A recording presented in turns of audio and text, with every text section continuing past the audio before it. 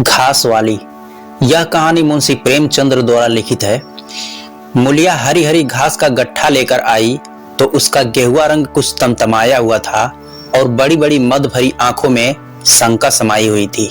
महावीर ने उसका तमतमाया हुआ चेहरा देखकर पूछा, क्या है मूलिया, आज कैसा जी है? मूलिया ने कुछ जवाब न दिया। उसकी आंखें डबडबा गई। महावीर ने समीप आकर पूछा, क्या हुआ है, बताती क्यों नहीं? किसी ने कुछ कहा है क्या? अम्मा ने डांटा है? क्यों इतनी उदास है? मूलिया ने सिसक कर कहा, कुछ नहीं हुआ।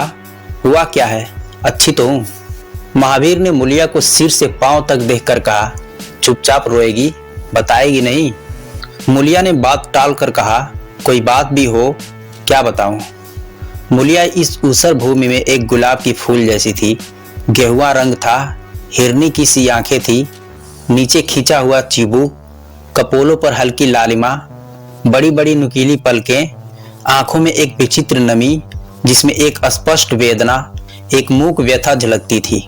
मालूम नहीं चमारों के इस घर में वह अप्सरा कहां से आ गई। क्या उसका कोमल फूल सा गात इस योग्य था कि सर पर घास की टोकरी रखकर बेचने जाती? उस गांव में भी ऐसे लोग मौजूद थे जो इसके तलवे के नीचे आंखें बिछाते थे, उसकी एक चितवन के लिए तरसते थे, जिनसे अगर वह एक शब्द भी बोलती तो निहाल हो जाते। लेकिन उसे आए साल भर से अधिक हो गया, किसी ने उसे युवकों की तरफ ताकते या बातें करते नहीं देखा। वह घास लिए निकलती तो ऐसा मालूम होता मानो उषा का प्रकाश सुनहरे आवरण में रंजित अपनी छटा बिखेरता जाता है। कोई गजलें गाता, कोई छाती पर हाथ रखता, पर मूलिया नीचे आंखें किए और अपनी राह चली जाती। लोग हैरान होकर कहते, इतना अभिमान? महावीर में ऐसे क्या सुर्खाब के पर लगे हैं? ऐसा अच्छा जवान भी तो नहीं, न जाने यह कैसे उसके साथ रहती है। प्रभात का समय था, पवन आम की बौर की सुगंध से मतवाला हो रहा था। आकाश पृथ्वी पर सोने की वर्षा कर रही थी। मूलिया सिर पर झौवा रखे घास छिलने चली तो उसका गेहुआ रंग प्रभात की सुनहरी किरणों से कुंदन की तरह दमक उठा। एकाएक युवक चैन सिंह सामने से आता हुआ दिखाई दिया। मूलिया ने चाहा कि कतराकर निकल जाए, मगर चैन सिंह ने उसका हाथ पकड़ लिया और बोला, मूलिया, तुझे क्या मुझ पर जरा भी दया नहीं आती? मूलिया का वह फूल सा खिला हुआ चेहरा ज्वाला की तरह दमक उठा। वह जरा भी नहीं डरी, जरा भी नहीं झिझकी, झौवा जमीन पर गिरा दिया और बोली, मुझे छोड़ दो, नहीं तो मैं चिल्लाती हूँ। चैन सिंह को आज जीवन में एक नया अनुभव हुआ। नीची जात में रूप माधुर्य का इसके सिवा और क्या काम है कि वह ऊंची जात वालों का खिलौना बने। ऐसे कितने ही मार्ग उसने जीते थे, पर आज मूलिया के चेहरे का वह रंग, उसका वह क्रोध, वह अभिमान देखकर उसके छक्के छूट गए। उसने लज्जित होकर उसका हाथ छोड़ दिया। मूलिया वेग से आगे बढ़ गई। संघर्ष की गर्मी में चोट की व्यथा नहीं होती, पीछे से टीस होने लगती है।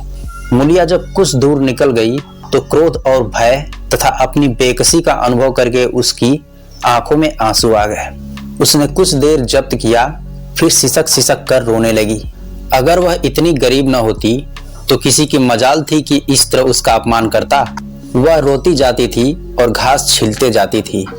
महावीर का क्रोध वह जानती थी, अगर वह उससे कह दे तो वह इस ठाकुर के खून का प्यासा हो जाएगा, फिर न जाने क्या हो। इस ख्याल से उसके रोए खड़े हो गए। इसलिए उसने महावीर के प्रश्नों का कोई उत्तर नहीं दिया। दूसरे दिन मूलिया घास के लिए न गई। सास ने पूछा, तू क्यों नहीं जाती? और सब तो चली गई। मूलिया ने सिर झुकाकर कहा, मैं अकेली न जाऊंगी। सास ने बिगड़ कर कहा, अकेले क्या तुझे बाग उठा ले जाएगा? मूलिया ने और भी सिर झुका लिया और दबी हुई आवाज से बोली, सब मुझे छेड़ते हैं। सास ने डांटा, तू औरों के साथ जाएगी, न अकेली जाएगी, तो फिर जाएगी कैसे? वह साफ साफ क्यों नहीं कहती कि मैं नहीं जाऊंगी, तो यहाँ मेरे घर में रानी बन के निवाह न होगा। किसी को चाम नहीं प्यारा होता, काम प्यारा होता है। तू बड़ी सुंदर है तो तेरी सुंदरता लेकर चाटू क्या? उठा झाबा और घास ला। द्वार पर नीम के दरख्त के साए में महावीर खड़ा घोड़े को मल रहा था। उसने मूलिया को रोनी सूरत बनाए जाते देखा तो कुछ बोल न सका। उसका बस चलता तो मूलिया को कलेजे में बिठा लेता, आंखों में छिपा लेता, लेकिन घोड़े का पेट भरना तो जरूरी था। घास मोल लेकर खिलाए तो 12 आने रोज कम से कम पड़ेंगे। ऐसे मजदूरी ही कौन होती है मुश्किल से 1.5-2 रुपए मिलते हैं, वह भी कभी मिले कभी न मिले। जब से यह सत्यानाशी लारियां चलने लगी हैं, इक्के वालों की बधिया बैठ गई है, कोई सेंध भी नहीं पूछता। महाजन से 150 रुपए उधार लेकर इक्का और घोड़ा खरीदा था, मगर लारियों के आगे इक्के को कौन पूछता है। महाजन का सूद भी न पहुंच सकता था, मूल का कहना ही क्या। ऊपरी मन से बोला, न मन हो तो रहने दो, देखी जाएगी। इस दिलजोई से मूलिया निहाल हो गई, बोली, घोड़ा खाएगा क्या। आज उसने कल का रास्ता छोड़ दिया और खेतों की मेड़ों से होती हुई चली गई। बार बार सतर्क आंखों से इधर उधर ताकती जाती थी। दोनों तरफ ऊख के खेत लगे थे, जरा भी खड़खड़ाहट होती तो उसकी जी सन्न हो जाता, कहीं कोई ऊख में छिपा न बैठा हो। मगर कोई बात नहीं हुई। ऊख के खेत निकल गए, आमों का बाग निकल गया, सींचे हुए खेत नजर आने लगे। दूर के कुएं पर पूर चल रहा था, खेतों की मेड़ों पर हरी हरी घासें जमी हुई थी। मूलिया का जी ललचाया। यहाँ आधे घंटे में जितनी घास छिल सकती थी, सूखे मैदान में दोपहर तक न छिल सकेगी। यहाँ देखता ही कौन है, कोई चिल्लाएगा तो चली जाऊंगी। वह बैठकर घास छिलने लगी और 1 घंटे में उसका झाबा आधे से ज्यादा भर गया। वह अपने आप में इतनी तन्मय थी कि उसे चैन सिंह की आने की खबर न हुई। एकाएक उसने आहट पाकर सिर उठाया तो चैन सिंह खड़ा हुआ दिखाई दिया। मूलिया की छाती धक से हो गई। जी में आया भाग जाए, झाबा उलट दे और खाली झाबा लेकर चली जाए, पर चैन सिंह ने गज के फासले से ही रुककर कहा, डर मत, भगवान जानता है मैं तुझसे कुछ न बोलूंगा। जितनी घास चाहे छील ले, मेरा ही खेत है। मूलिया के हाथ सुन्न हो गए, खुरपी हाथ में जम सी गई, घास नजर ही न आती थी। जी चाहता था जमीन फट जाए और मैं उसमें समा जाऊं। जमीन आंखों के सामने तैरने लगे। चैन सिंह ने आश्वासन दिया, छिलती क्यों नहीं, मैं तुमसे कुछ कहता थोड़े हूँ, यहीं रोज चली आया कर, मैं छील दिया करूंगा। मूलिया चित्र लिखित सी बैठी रही। चैन सिंह ने एक कदम आगे बढ़ाया और बोला, तुम मुझसे इतना डरती क्यों है? क्या तू ये समझती कि मैं आज भी तुम्हें सताने आया हूँ? ईश्वर जानता है, कल भी तुझे सताने के लिए मैंने तेरा हाथ नहीं पकड़ा था। तुझे देखकर आप ही आप हाथ पड़ गए थे। मुझे कुछ सूध ही नहीं रही। तू चली गई तो मैं वहीं बैठकर घंटों रोता रहा। जी में आता था हाथ काट लूं, कभी चाहता था जहर रख लूं, तभी से तुझे ढूंढ रहा था। आज तू इस रास्ते से चली आई, मैं सारा हार छानता हुआ यहाँ आया हूँ। अब जो सजा तेरे जी में आए दे दे। अगर तू मेरा सिर भी काट ले तो गर्दन न हिलाऊंगा। मैं सौदा था, लुच्चा था, लेकिन जब से तुझे देखा है मेरे मन से सारी खोट मिट गई है। अब तो यही मन में आता है कि तेरा कुत्ता होता और तेरे पीछे पीछे चलता, तेरा घोड़ा होता, तब तो तू रोज अपने हाथों से मेरे सामने घास डालती। किसी तरह यह चोला तेरे काम आवे, मेरे मन की यही सबसे बड़ी लालसा है। मेरी जवानी काम न आवे अगर मैं किसी खोट से यह बात कर रहा हूँ। बड़ा भगवान था महावीर जो ऐसी देवी उसे मिली। मूलिया चुपचाप सुनती रही, फिर नीचे सिर करके भोलेपन से बोली, तो तुम मुझे क्या करने को कहते हो? चैन सिंह समीप आकर बोला, बस तेरी दया चाहता हूँ। मूलिया ने सिर उठाकर उसकी ओर देखा। उसकी लज्जा न जाने कहाँ गायब हो गई। चुभते हुए शब्दों में बोली, तुमसे एक बात कहूँ, बुरा तो नहीं मानोगे? तुम्हारा ब्याह हो गया है या नहीं? चैन सिंह ने दबी जबान से कहा, ब्याह तो हो गया है, लेकिन ब्याह का क्या खिलवाड़ है? मूलिया के होठों पर अवहेलना की मुस्कुराहट झलक पड़ी। बोली, फिर भी अगर मेरा आदमी तुम्हारी औरत से इसी तरह बातें करता तो तुम्हें कैसा लगता? तुम उसकी गर्दन काटने पर तैयार हो जाते कि नहीं? बोलो, क्या समझते हो कि महावीर चमार है तो उसकी देह में लहू नहीं है, उसे लज्जा नहीं है, अपने मर्यादा का विचार नहीं है? मेरा रूप रंग तुम्हें भाता है? क्या घाट के किनारे मुझसे कहीं सुंदर औरतें नहीं घुमा करती? मैं उनके तलवों की बराबरी भी नहीं कर सकती। तुम उसमें से किसी से क्यों नहीं दया मांगते? क्या उनके पास दया नहीं है? मगर वहां तुम न जाओगे, क्योंकि वहां जाते तुम्हारी छाती दहलती है। मुझसे दया मांगते हो इसीलिए न कि मैं चमारिन हूँ, नीच जाति हूँ, और नीच जात की औरतें जरा सी घुड़की दमकी पर या जरा सी लालच से तुम्हारी मुट्ठी में आ जाएगी। कितना सस्ता सौदा है। ठाकुर हो ना, ऐसा सस्ता सौदा क्यों छोड़ने लगे? चैन सिंह लज्जित होकर बोला, मूला, यह बात नहीं, मैं सच कहता हूँ, इसमें ऊंच नीच की बात नहीं है। सब आदमी बराबर है। मैं तो तेरे चरणों पर सर रखने को तैयार हूँ। मूलिया बोली, इसीलिए न कि जानते हो मैं कुछ नहीं कर सकती। जाकर किसी छतरानी के चरणों पर सर रखो तो मालूम हो कि चरणों पर सिर रखने का क्या फल मिलता है। फिर यह सर तुम्हारी गर्दन पर न रहेगा। चैन सिंह मारे शर्म के जमीन पर गड़ा जाता था। उसका मुंह ऐसा सूख गया था मानो महीनों की बीमारी से उठा हो। मुंह से बात न निकलती थी। मुलिया इतनी वाकपटु है, इसका उसे गुमान भी न था। मुलिया फिर बोली, मैं भी रोज बाजार जाती हूँ, बड़े बड़े घरों का हाल जानती हूँ। मुझे किसी बड़े का नाम तो बता दो जिसमें कोई साइस, कोई कोचवान, कोई कहार, कोई पंडा, कोई महाजन न घुसा बैठा हो। यह सब बड़े घरों की लीला है और वह औरतें जो कुछ करती हैं ठीक करती हैं। उनके घर वाले भी तो चमारिन और कहारिन पर जान देते फिरते हैं। लेना देना बराबर हो जाता है। बेचारे गरीब आदमियों के लिए यह बातें कहाँ, मेरे आदमी के लिए संसार में जो कुछ हूँ मैं ही हूँ। वह किसी दूसरी मिहरिया की ओर आंख उठाकर भी नहीं देखते। संयोग की बात है कि मैं तनिक सुंदर हूँ, लेकिन मैं काली कलूटी भी होती तब भी वह मुझे इसी तरह रखता। इसका मुझे विश्वास है।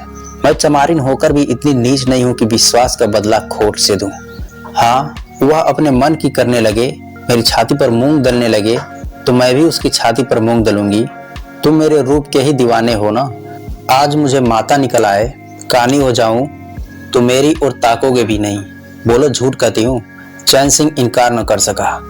मुलिया ने उसी गर्व से भरे हुए स्वर में कहा, लेकिन मेरी एक नहीं दोनों आंखें फूट जाए तब भी वह मुझे इसी तरह रखेगा।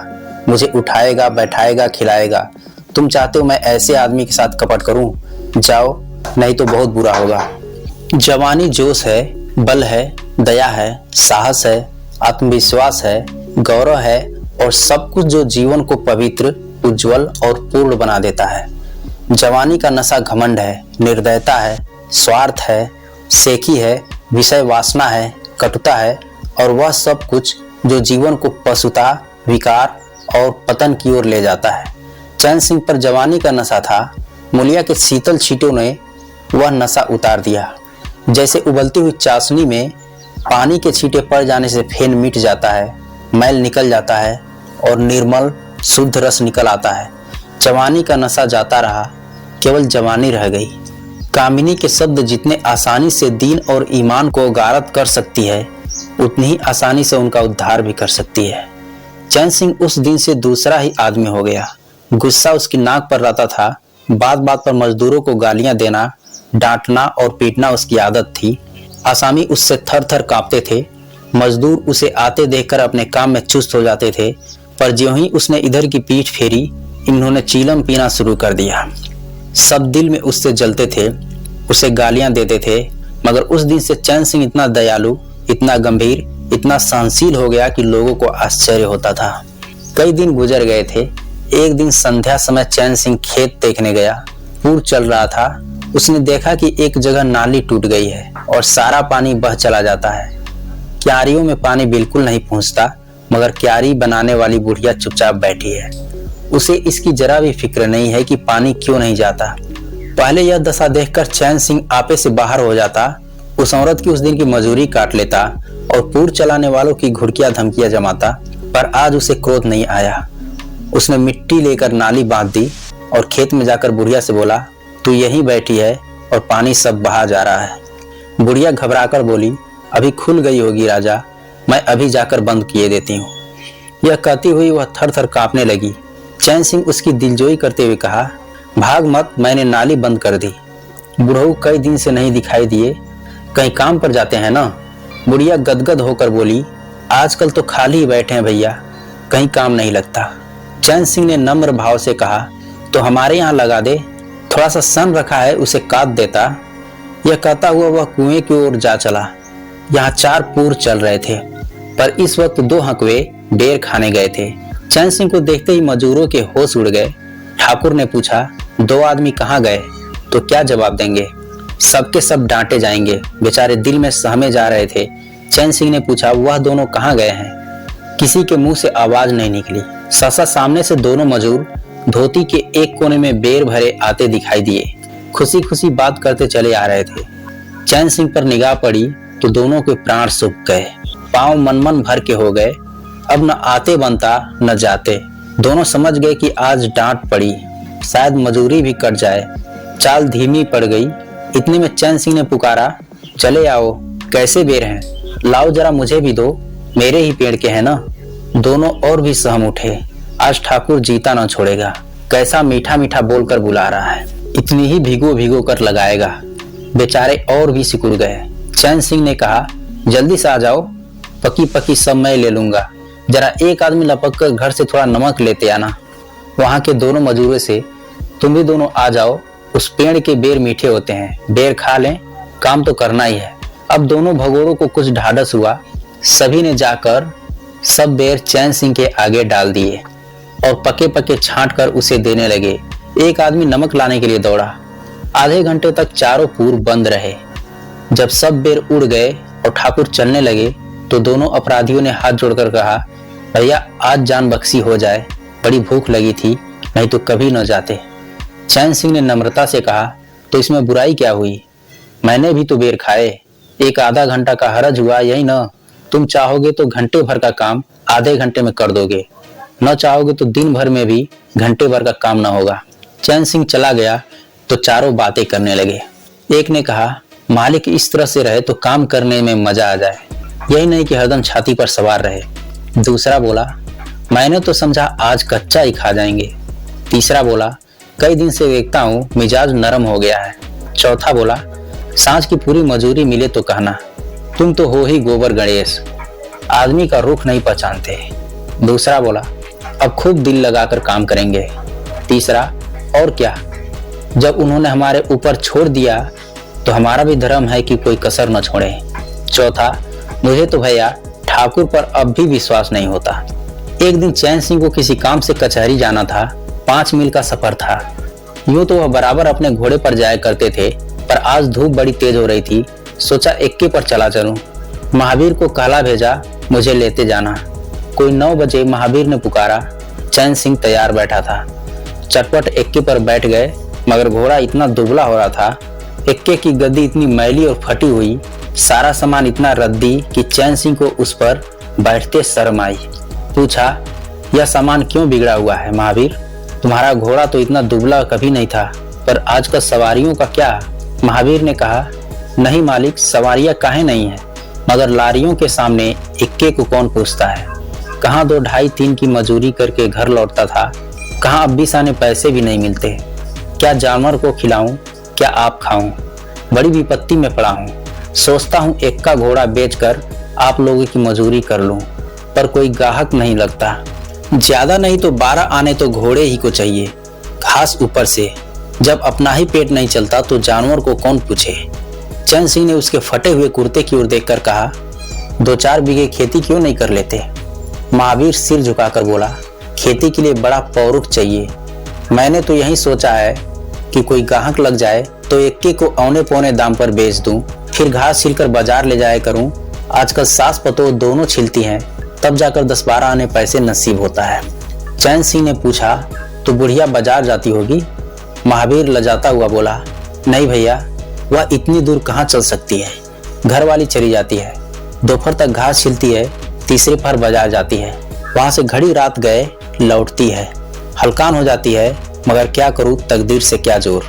चैन सिंह कचहरी पहुंच गए और महावीर सवारियों की टोह में इधर उधर इक्के को घुमाता हुआ शहर की तरफ चला गया। चैन सिंह ने उसे 5 बजे आने को कह दिया। कोई 4 बजे चैन सिंह कचहरी से फुर्सत पाकर बाहर निकले। हाथे में पान की दुकान थी। जरा और आगे बढ़कर एक घना बरगद का पेड़ था। उसके छांव में 20 ही तांगे इक्के फिटने खड़ी थी। घोड़े खोल दिए गए थे। वकीलों, मुख्तारों और अफसरों की सवारियां यहीं खड़ी रहती थी। चैन सिंह ने पानी पिया, पान खाया और सोचने लगा कोई लारी मिल जाए कि उसकी निगाह एक घास वाली पर पड़ गई। सिर पर घास का झाबा रखे साइसों से मोल भाव कर रही थी। चैन सिंह का हृदय उछल पड़ा। यह तो मुलिया है। बनी ठनी एक गुलाबी साड़ी पहने कोचवानों से मेल मोल कर रही थी। कई कोचवान जमा हो गए थे। कोई उससे दिल लगी करता था, कोई घूरता तो कोई हंसता था। एक काले कलूटे कोचवान ने कहा, मूला, घास तो अधिक से अधिक 6 आने की है। मुलिया ने उन्माद पैदा करने वाली आंखों से देखकर कहा, 6 आने पर लेना है तो सामने घसियारिन बैठी हैं, चले जाओ, 2-4 पैसे कम में पा जाओगे। मेरी घास तो 12 आने में ही जाएगी। एक अधेड़ कोचवान ने फीटन के ऊपर से कहा, तेरा जमाना है, 12 आने नहीं 1 रुपया मांग। लेने वाले झक मारेंगे और लेंगे। निकलने दे वकीलों को, अब देर नहीं है। एक तांगे वाले ने, जो गुलाबी पगड़ी बांधे हुए था, बोला, बूढ़ों के मुंह में पानी भर आया, अब मूलिया काहे को किसी की ओर देखेगी। चैन सिंह को ऐसा क्रोध आ रहा था कि इन दुष्टों को जूतों से पीटे।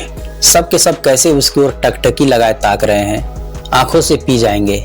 और मूलिया भी यहाँ कितनी खुश है, न लजाती है, न झिझकती है, न दबती है। कैसा मुस्किरा मुस्किरा कर, रसीली आंखों से देख देख कर, सिर का आंचल खिसका खिसका कर, मुंह मोड़ मोड़ कर बातें कर रही है। वही मूलिया जो उस दिन शेरनी की तरह तड़प उठी थी। इतने में 4 बज गए। अमले और वकील मुख्तारों का एक मेला सा निकल पड़ा। अमले लारियों पर दौड़े, वकील मुख्तार इन सवारी की ओर चले। कोचवानों ने भी चरपट घोड़े जाते। कई महाशयों ने मूलिया को रसिक नेत्रों से देखा और अपनी अपनी गाड़ियों पर जा बैठे। एकाएक मूलिया घास का झावा लिए उस फीटन के पीछे दौड़ी। फीटन में एक अंग्रेजी फैशन के जवान वकील साहब बैठे थे। उन्होंने पावदान पर घास रखवा दी, जेब से कुछ निकालकर मूलिया को दिया। मूलिया मुस्कुराई। दोनों में कुछ बातें हुई जो चैन सिंह न सुन सके। एक क्षण में मूलिया प्रसन्न मुख किए घर की ओर चली। चैन सिंह पान वाले की दुकान पर विस्मृत की दशा में खड़ा रहा। पान वाले ने दुकान बढ़ाई, कपड़े पहने और केबिन का द्वार बंद करके नीचे उतरा तो चैन सिंह की समाधि टूटी। पूछा, क्या दुकान बंद कर दी? पान वाले ने सहानुभूति दिखाकर कहा, इसकी दवा करो ठाकुर साहब, यह बीमारी अच्छी नहीं है। चैन सिंह ने चकित होकर पूछा, कैसी बीमारी? पान वाला बोला, कैसी बीमारी? आधे घंटे से यहाँ खड़े हो जैसे कोई मुर्दा खड़ा हो। सारी कचहरी खाली हो गई, सब दुकानें बंद हो गई, मेहतर तक झाड़ू लगाकर चल दिए। तुम्हें कुछ खबर हुई? यह बुरी बीमारी है, जल्दी दवा कर डालो। चैन सिंह ने छड़ी संभाली और फाटक की ओर चला कि महावीर का इक्का सामने से आता दिखाई दिया। कुछ दूर इक्का निकल गया तो चैन सिंह ने पूछा, आज कितने पैसे कमाए महावीर? महावीर ने हंसकर कहा, आज तो मालिक दिन भर खड़ा ही रह गया, किसी ने बेगार में भी न पकड़ा, ऊपर से 4 पैसे की बीड़िया पी गया। चैन सिंह ने जरा देर के बाद कहा, मेरी एक सलाह है, तुम मुझसे 1 रुपया रोज लिया करो, बस जब मैं बुलाऊं तो इक्का लेकर चले आया करो, तब तो तुम्हारी घास वाली को घास लेकर बाजार न जाना पड़ेगा। बोलो मंजूर है? महावीर ने सजल आंखों से देखकर कहा, मालिक आप ही का तो खाता हूँ, आपकी प्रजा हूँ, जब मर्जी हो पकड़ मंगवाइए, आपसे रुपए। चैन सिंह ने बात काटकर कहा, नहीं, मैं तुमसे बेगार नहीं लेना चाहता, तुम मुझसे 1 रुपया रोज लेकर जाया करो, घास लेकर घास वाली को बाजार मत भेजा करो, तुम्हारी आबरू मेरी आबरू है, और वह भी रुपए पैसों का जब काम लगे बेखटके चले आया करो। और हाँ, एक बात और, मूलिया से इस बात की भूलकर भी चर्चा न करना, क्या फायदा। कई दिन के बाद संध्या समय मूलिया चैन सिंह से मिली। चैन सिंह ने असामियों से मालगुजारी वसूल करके घर की ओर लपका जा रहा था कि उसी समय जहां उसने मूलिया की बाह पकड़ी थी, मूलिया की आवाज कानों में आई। उसने ठिठक कर पीछे देखा तो मूलिया दौड़ी आ रही थी। बोला, क्या है मूला, क्यों दौड़ती हो? मैं तो खड़ा हूँ। मूलिया ने हाँफते हुए कहा, कई दिन से तुमसे मिलना चाहती थी, आज तुम्हें आते देखा तो दौड़ी, अब मैं घास बेचने नहीं जाती। चैन सिंह ने कहा, बहुत अच्छी बात है, क्या तुमने कभी मुझे घास बेचते देखा है? हाँ, एक दिन देखा था। क्या महावीर ने तुझसे सब कह डाला? मैंने तो मना कर दिया था, वह मुझसे कोई बात नहीं छिपाता। दोनों एक क्षण चुप खड़े रहे, किसी को कोई बात न सूझती थी। एकाएक मूलिया ने मुस्कुरा कर कहा, यहाँ तुमने मेरी बाह पकड़ी थी। चैन सिंह ने लज्जित होकर कहा, उसे भूल जाओ मूला, उस पर जाने कौन सा भूत सवार था। मूलिया ने गदगद कंठ से बोली, उसे क्यों भूल जाऊं, उसी बाह गहे की लाज तो निभा रहे हो। गरीबी आदमी से जो चाहे करवाए, तुमने मुझे बचा लिया। फिर दोनों चुप हो गए। जरा देर के बाद मूलिया ने फिर कहा, तुमने समझा होगा, मैं हंसने बोलने में मगन हो रही थी। चैन सिंह ने बलपूर्वक कहा, नहीं मूलिया, मैंने एक क्षण के लिए भी नहीं समझा। मूलिया मुस्कुराकर बोली, मुझे तुमसे यही आशा थी और है। पवन सींचे हुए खेतों में विश्राम करने जा रहा था, सूर्य निशा की गोद में विश्राम करने जा रहा था, और उस मलिन प्रकाश में चैन सिंह मूलिया की विलीन होती हुई रेखा को खड़ा देख रहा था।